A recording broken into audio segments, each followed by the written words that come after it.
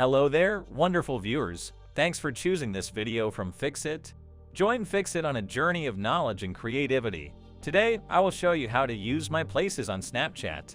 Remember to subscribe and click the bell icon so you don't miss any Fixit magic. Let's get started. The very first thing to do is to update Snapchat app. Once you have updated it, open the app. Then go to your Bitmoji at the top left. Once you are on this page, scroll down. Here you will see Snap Maps. Tap on it. You can see there are 3 different categories. Tap on Places.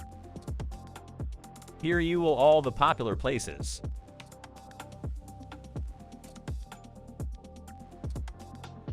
There are also various categories under places, such as restaurants, cafes, shops, places, etc.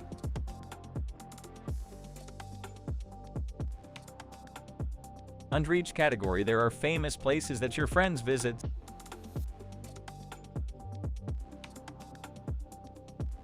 You can also see their location on maps.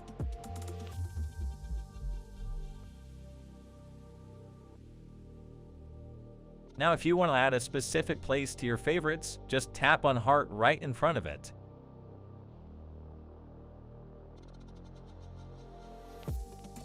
You can also share this place link with your friends.